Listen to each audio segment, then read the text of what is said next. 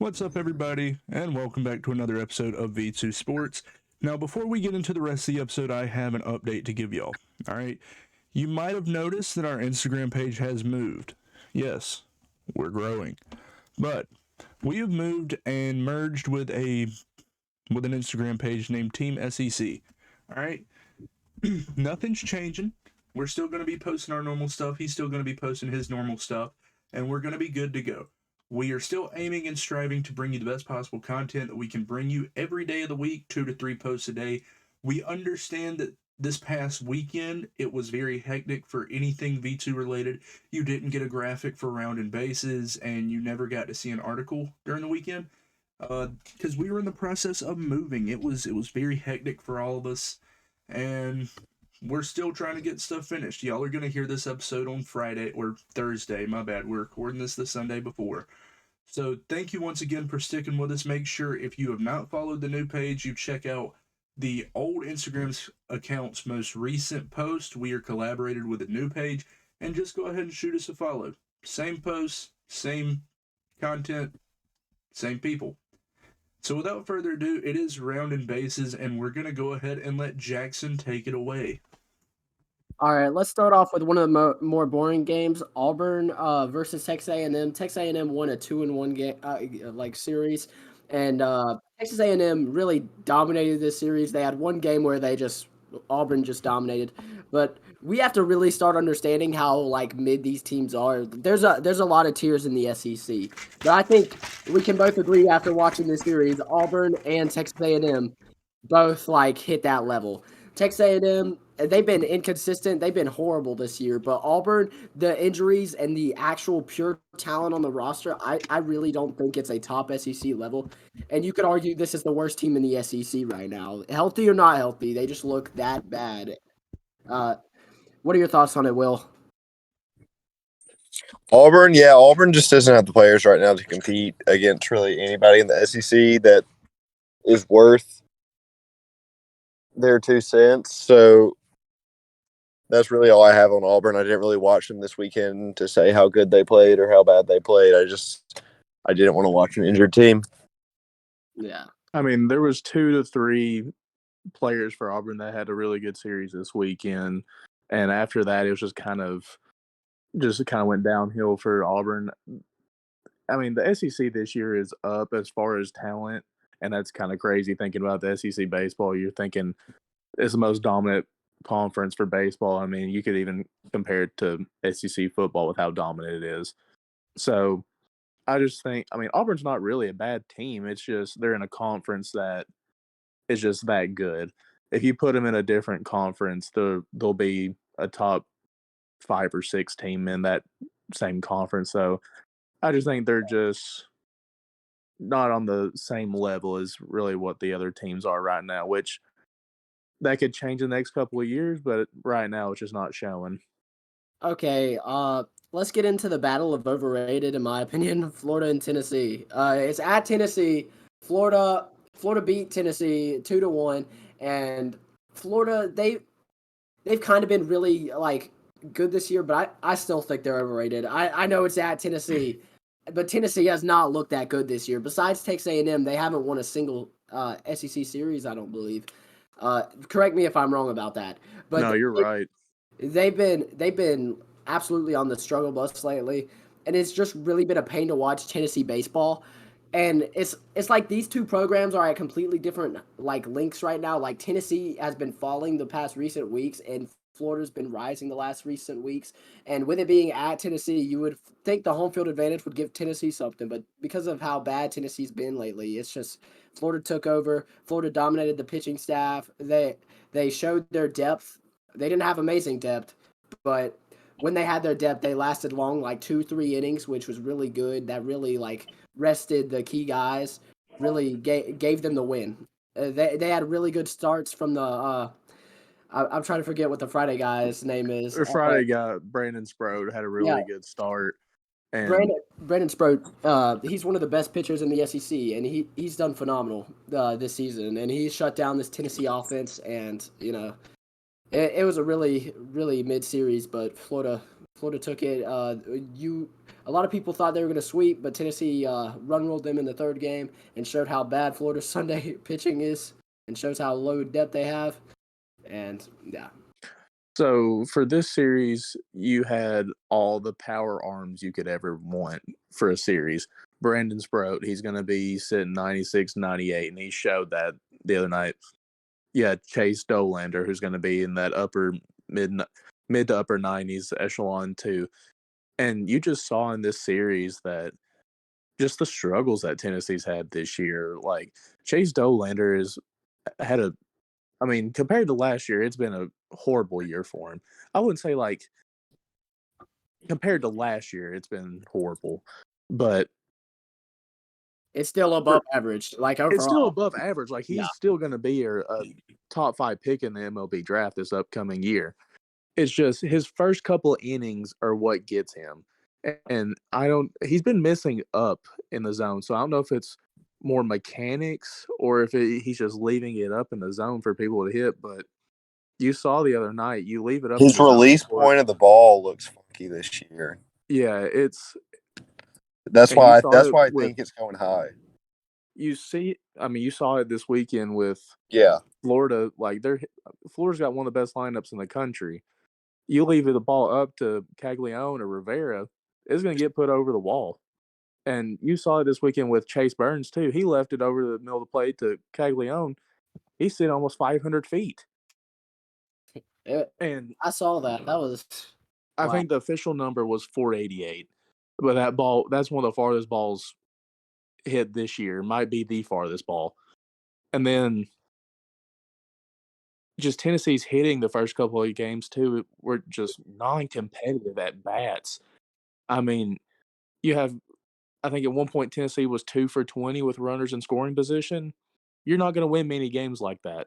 You're not going to win many games at all like that. So, as far as the pitching, too, Tennessee's best pitcher has been Drew Beam, and he showed it Sunday. So, I don't know if Tennessee's going to have to switch up the pitching rotation maybe move Beam up to a Friday, and then have Dolander go on a Saturday. I've seen this a little bit too, coming from last year. They put Chase Burns in the bullpen last year, and he was dominant out of the bullpen. Yeah. So I don't know if you could switch that up and maybe go Seth Halverson for a Sunday, or go Camden Sewell for a Sunday. Go Sewell for a Sunday and see what happens. Yeah, I would like Sewell in the Sunday spot.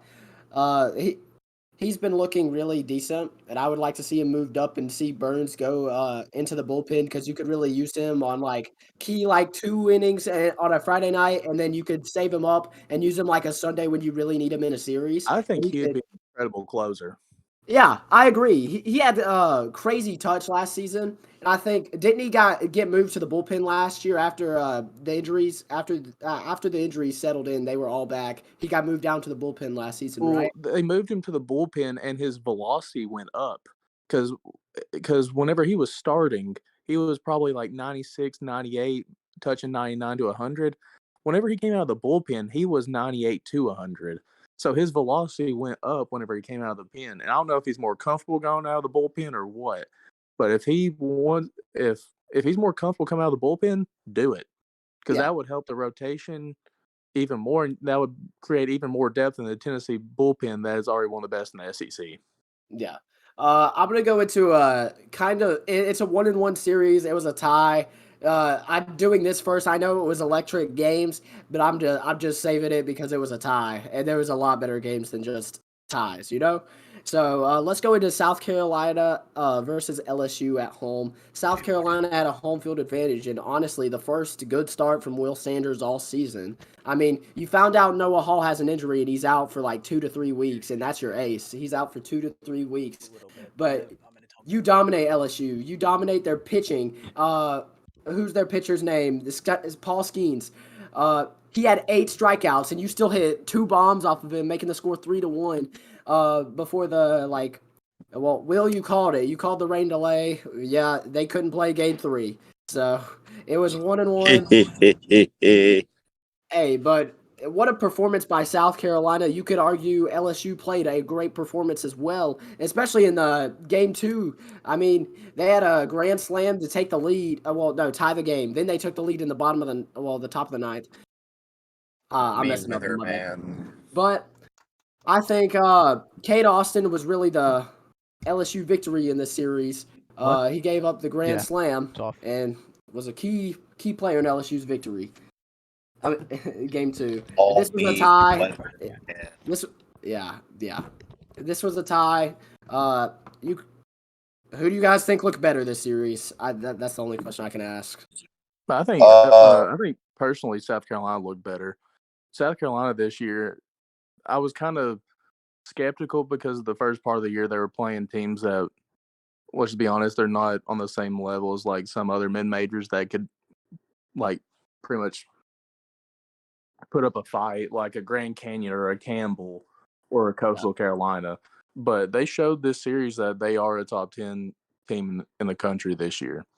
And I think you can chalk it up right now as Ethan Petrie is going to be the freshman of the year in the country. Yeah, I for think sure. you can chalk that up right now. That's going to be his award.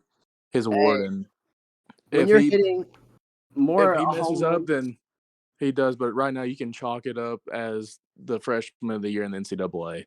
you're batting 500 in SEC play with more homers in SEC play than out of conference play. He's batting 540, something like that in SEC play, and out of conference he's batting 440, which is Hey, remarkable. Jackson, settle down.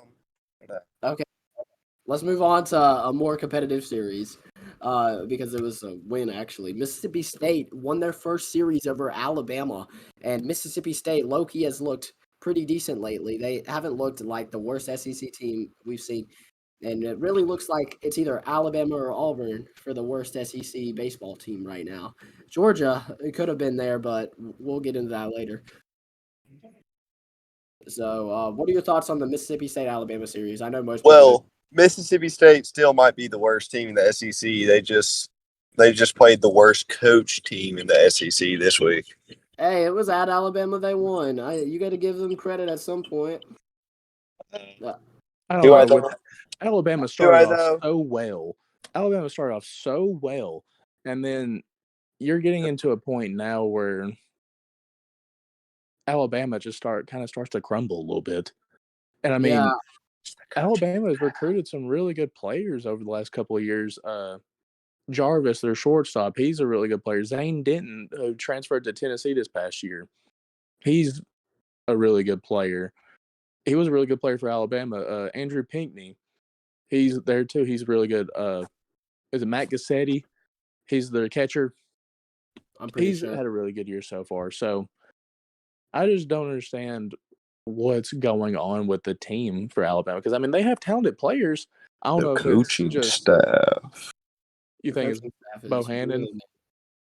Bohannon. Well, I mean, like, this is not the first year I've thought this. I've thought that over the past 3 years, Alabama has majorly underperformed, and this year is just proving it even more. I think I remember you talking about it in a group chat last year about that, but I don't know. It was a year ago. Let's get into Vanderbilt at Missouri, and me and Will, man, we said this would be competitive, and it was. It was a beautiful series. Probably I'm going to say the second best series of the week because of the upset from Georgia. But Vanderbilt, Missouri, this was electric. Did you see the 9-inning comeback from Missouri? They almost came back and won game 1. They won game 2 to stop Vanderbilt's undefeated season in SEC play. I want to say one thing about this. And they just got killed game 3. But what a work by before I let you speak. Missouri's starters actually did really, really good, in my opinion, versus like what Vandy's been doing all year to starters. They've taken a step up for this series, and they fought hard. They had the chance to win and barely lost this. This was a heartbreaker for Missouri. I just want to say this. How do you make the last out of a game at third base? That's a great question. How do you make the last out of a baseball game at third base whenever it is a one-run game. Why make that decision? If you keep him on second, he's already in scoring position, and it's The going to be moment a was too tough. big. And And you're it's going already to be coming back. Pissed on my pants. Moment was too big. you just don't make that choice. You don't make that decision to go to third on that play. You just The don't. moment was too big. He That panicked. was Tried to make a play. You just don't. Didn't work for him. You got to know the situation. And you have to know how good your lineup is. Exactly. Missouri is one of more underrated lineups in the conference. In the country, really. Yeah. Why make that decision? Why? That's Hey. the difference between winning a series and losing a series. that defined the series. Hey, Jackson, do you remember when I said the run differential in this series is going to be 3? Was it actually? Wait, no. It wasn't because Vanderbilt I was won close. 5-0. You was I was close though because close. today was 5. Was it? Yeah. No, it was yesterday was 5-0. Yeah. I was so close until yesterday. Hey, I will I say was this, wrong though. about RJ Oh, Schreck, one of the best outfielders in the country. Oh, yeah, 100%. 100%. One of the best outfielders in the country, and he is proving it right now. Yeah. I was wrong about the Ole Miss Arkansas series. Ole Miss took one. My bad. Ole I Miss told took you one. they'd take one. I know. It was at Ole Miss. It was too good to be true to pick the Arkansas sweep, and I did it. But I know Arkansas. Yeah. If Arkansas and Florida play each other, well, no, Arkansas and Tennessee. No, it's Arkansas and Florida. Battle of overrated. This upcoming week is Arkansas, Tennessee, and I have a stat about Tennessee being away from home. So before this weekend, Tennessee was 19-1 at home. Now they're 20-3 because they lost 2 games. Away from home, they are 1-6. Oh, so they're getting swept. That's what you're telling me. I don't think I really think. I just remembered we have to do the next week, so we have to go. We have to. Oh, finish this no, week. Jackson. No, Jackson. There's still one more series that. Yeah, y'all have Yeah, I'm just 13 saying we should do the minutes. recap. Yeah, y'all have 13 Okay, minutes. here's what I'll say. Jackson, fuck you. Georgia beat Kentucky. Kentucky's overrated. Yeah, I Next know. series. Hey, Georgia, All right, Georgia let's won. move. Let's move to Swear next jar. week. Yeah, let's move. But let me tell you something. That was a heartbreaker. I was watching that series. And my Jackson, Kentucky, Let's my do. Kentucky Let's go. heart. Let's go. My Kentucky heart. Let's move All it. right, guys, Let's move it. let's go. Georgia at Florida. I know Georgia sweep.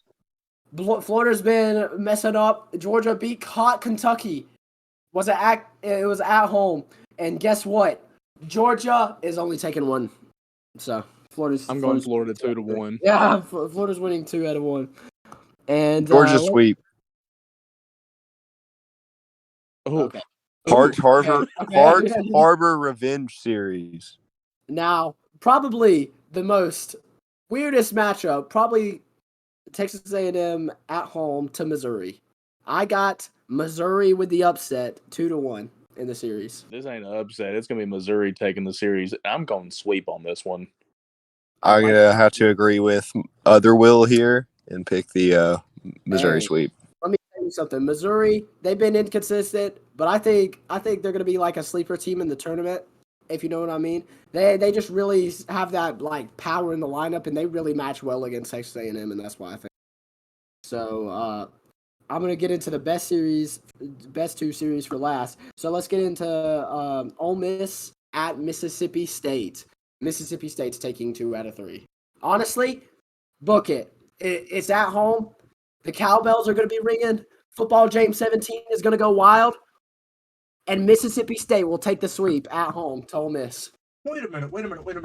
Okay, we're going to excuse this. We can go over 30 minutes. Jackson, is Football James 17 the Mississippi State contributor you tried to get me?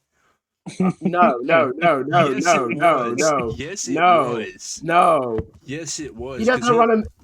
He does not run a Mississippi State page. I know. He runs a 2,000 follower account of his own personal on Instagram, and you said, I've got a great guy from Mississippi State, like 4 months ago, and he just popped back up on my Instagram since we moved pages. What the hell? Why? Why do you hate me?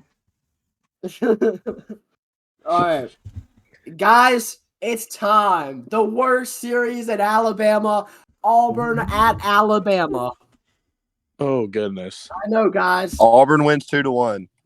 Hey, honestly, I'm gonna Auburn. go. I'm honestly gonna gonna go the better coach team, and I'm taking Butch Thompson over Bohannon every They're day at and twice on Sunday. they're Give at me Auburn home. 2-1. They're at home. They're gonna be. I'm gonna be the odd one out here. Auburn sweep. Oh, Yeah, you're really the odd one out on that one. I'm All gonna right. say something about Arkansas, Tennessee too. Are we getting to that one next? Yeah. Arkansas, Okay. Tennessee. So with Chase Dolander not being as good as what he was last year, I wasn't meaning he's horrible this year. I'm just saying he's not as good as he was last year. But I'm gonna go ahead and say this: move Dolander to Saturday for where he was last year and see what he does. Put Dolander on Saturday, Beam on 15 Friday, strikeouts. put Beam on Friday, and then do. You know what? I'm gonna say it. I'm putting Seth Halverson on a Sunday start. That's Ooh. personally I love the what I hot take. I want what my I would do. guy. I want my guy to get a start. Hey, So hey, gotta who disagree do with you. y'all This is have? my starter. Tennessee or Arkansas? Arkansas sweep. I got Arkansas with the sweep because Tennessee's been horrible away, as you said earlier. Tennessee on the road this year has been horrible. I'm going Arkansas 2-1. I'm saying Tennessee takes the Sunday game because for some reason Tennessee decides to hit You know what? 5,000 I home picked runs too many on Sunday. sweeps already. I'm changing my pick to Arkansas 2-1. You change. Okay. Because Tennessee on Sunday is like the number one team in the country this year. Pretty much, they act like they are anyway. So they pretty much play. They pretty much play like they're the number one team in the country on Sunday. So that's the reason why I'm going 2-1 Arkansas in favor. There's two more series left. One is going to be our marquee matchup for the baseball, and it's not this one. Kentucky at LSU. And I know Kentucky lost to Georgia, but they've been relatively hot in SEC play. It's at LSU. They just lost away. LSU sweep. But they have the lineup to match with LSU's pitching. I'm telling you right now, the matchup to watch in this game is going to be Ryan Hagnow and Paul Skeens. For sure. Ryan Hagnow is one of the more underrated pitchers in the SEC. And Kentucky has the most underrated depth pitching-wise in the SEC. They can last. They can last with the big guys like LSU, and I think they're going to prove it in this series. But I don't think they're going to beat LSU at LSU in Baton Rouge. They have the best home field advantage, one of the best home field advantages in the SEC. And that's going to maintain it. LSU 2-1. There's something different about Alex Buck Stadium with Paul Skeens on the mound. It just makes it so much more difficult to have to go into that stadium knowing that you're going to have to face that dude that's on the mound. I know LSU has mid-Saturday pitching, and I know they have horrible Sunday pitching. I'm going to go. Screw it. Kentucky 2-1. I think they're going to win Saturday and Sunday. It's not bad, but I'm still going to go LSU 2-1 because LSU's lineup is a little bit better, and I think they'll be able to hit Kentucky's pitching a little bit more. Sure. So I'm looking here at LSU's bullpen. I'm going back and forth. And their bullpen has two of their best pitchers have gotten injuries versus South Carolina, and they're not playing versus Kentucky. Garrett Edwards. I think it was that's what I was Garrett looking Edwards. at. Garrett got hurt, and I'm kind of sitting here thinking they're not going to win Sunday, are they? They're not going to win Sunday. 2-1 LSU. 2-1 LSU. That's why I'm feeling like lanky about Saturday. I don't think they have the pitching depth. I don't know who's going to win Saturday. That's why I'm going Kentucky 2-1. Hey, let's go into South Carolina at Vanderbilt. Vanderbilt lost one at Missouri. South Carolina tied with LSU, but who has been more hotter? Vanderbilt and SEC more hotter? Vanderbilt and SEC play, or South Carolina the entire season? More hotter. More hotter cock. Okay. In South Carolina at Vanderbilt, I said this a lot. I think Vanderbilt's going to be the one team that beats South Carolina in this 3-game series where they play LSU, Vanderbilt, and Florida. I think they're going to lose to Vanderbilt, and only because of their home field advantage. I think they're going to lose 1-2. Because also Noah Hall, South Carolina's ace, has also been injured. Carter Holton, isn't that his name? Smokey, Is it? Yeah, that is Carter Yeah, Holton's their yeah. He's also dude. injured. Also injured, so it'll be Will Sanders versus somebody. So you're gonna win the Friday start. Jack Mahoney's gonna play Saturday. And honestly, I don't see you winning with your bullpen. I'm joking. South Carolina's winning this 2-1. Yeah! Woo! Okay, so here I go. Vanderbilt is going to win this series. Yes. And here is why. The series is going to be tied 1-1 going into the last game of the matchup. And Vanderbilt is going to have a guy named Devin Futrell on the mound. And He's he so is good. going to be the dude that wins the series for Vanderbilt. I'm going And Vanderbilt 2-1. don't forget about Enrique Bradfield's catch in center in the 8th. Just saying. Bradfield's going to be one of the main dudes in this series, and I'm also going to look at a guy on Vanderbilt's team, Parker Nolan. If Parker Nolan needs to be a dude this series that steps up. He's been good all year long, especially in the Mississippi State series. I feel Parker Nolan will also be a difference in this series. Yeah. I feel like this will be the best series of the week by far. This has the matchups like you're looking for all season. This is what yeah, I mean the Petrie versus Nolan in like a hitting pitching matchup is probably going to be one of the best you've seen all season. We saw Skynes versus Petrie, and we saw how good that was. So we're going to see a really electric matchup, and I think we're all going to be excited to see this. So, Jason, I think South Carolina Vanderbilt will be the best series of the week. It'll be a really good series oh wait, to watch. you guys, what are you guys' picks? You picked Vanderbilt 2-1. I picked Vanderbilt 2-1. What did Will say? Oh, I agree with everything Smokey said. Oh, okay. Hey, if there's no other picks on this, Jason, we're good to go. Okay, good. Give the sign off. Oh. Yeah, you're not getting up to go get another ramen sandwich. Get your ass back over here. Jackson, you ate a ramen sandwich? No. Last episode. You should have watched last episode on YouTube. Okay. Ramen sandwich. Huge Stubby. It's a pre-workout. Get 10% off your purchase using code capital V, capital S, V2 Sports. W's great. We love W. And SeatGeek, you make a new account. You get $20 off your first order using the same code, capital V, capital S, V2 Sports, no spaces. And you have to make a new account. Make sure to make a new account. Do you want me to? You get 20% off if you click the link tree in our bio. All of our bios. You get 20% off your first purchase with Home Field Apparel. Yes. And yes, I know. And thank you for all of our hard work here. Thank you all to the workers here and to the fans for watching this. And good morning, good afternoon, and good night from the V2 crew. Yeah, I'm very surprised that he was able to do it correct. So, yeah, thank y'all for showing us support, and we'll see y'all next week.